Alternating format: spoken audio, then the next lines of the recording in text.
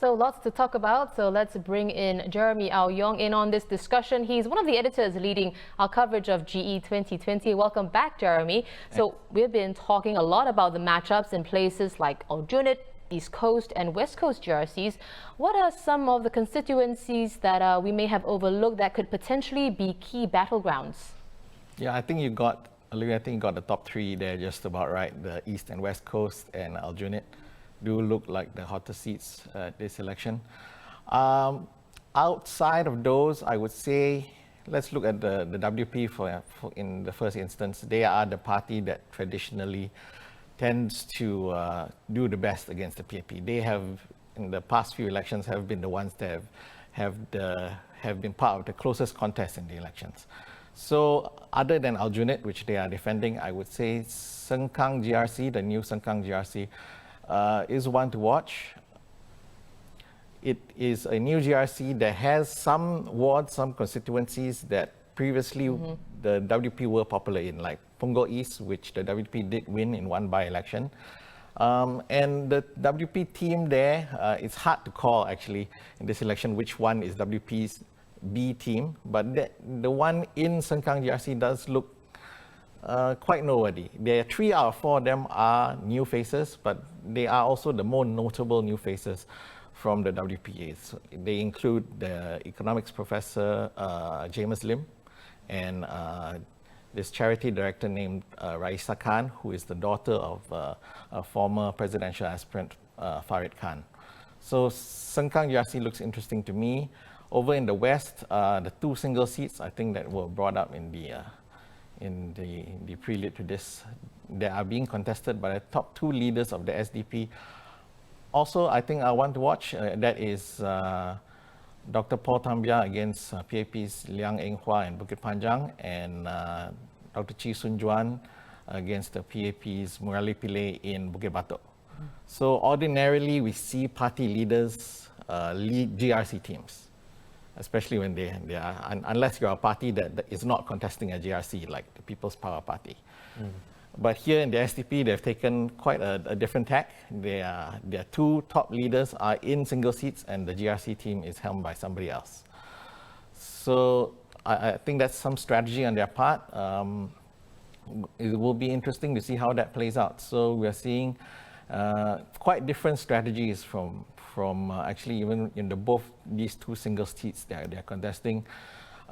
Dr. Chee has been hitting Mr. Murali Pillay on quite municipal issues. He's been talking very much about municipal issues and not really more national ones.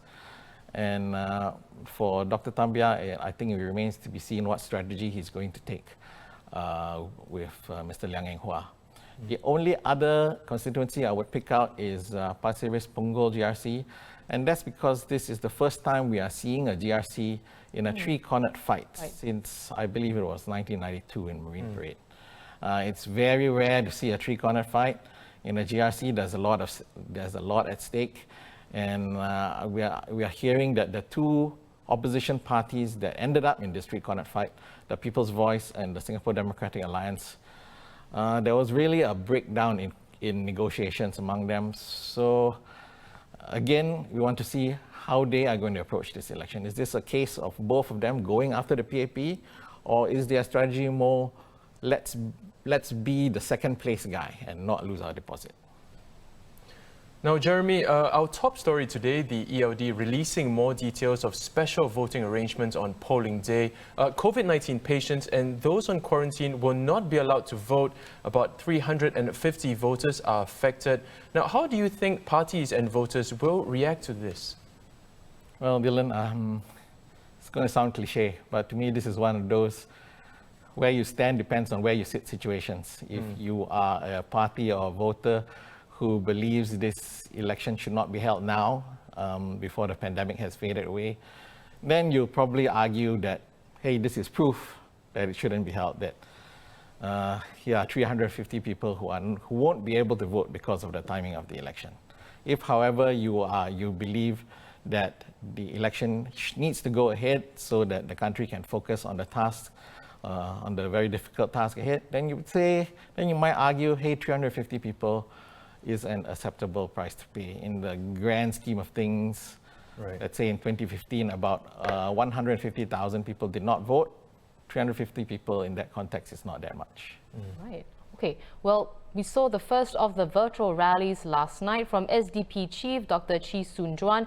We're expecting a few more e-rallies later, including from PAP and WP. Do you think we'll see a show from both those parties, maybe something more innovative? It's quite possible. I would say I didn't really know what to expect from these e-rallies. One had expected, people would just be people talking to camera.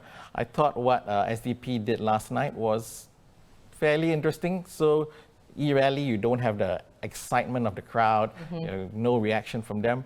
But also, in the video format, it seems there are things you can do there that you couldn't have done in a physical rally. So what SDP did, like Dr. Chee was almost delivering a university lecture or a TED talk, because they put a screen behind him, and so there were slides. He put up charts, he could display charts, there were photos, there were newspaper articles that he could put up as he was speaking to make his point. And then there was soundtrack. Towards the end of the speech, they played this inspirational backing track to give some atmosphere to his speech. I thought overall it went quite well, and it was not something I was expecting. We'll see what the other parties do. I think there's still some room to experiment. Absolutely. Well, thank you, Jeremy, for coming on the show today. It's been a pleasure as always. We've been speaking to Jeremy Au Yong, foreign editor at the Straits Times and part of our GE2020 team.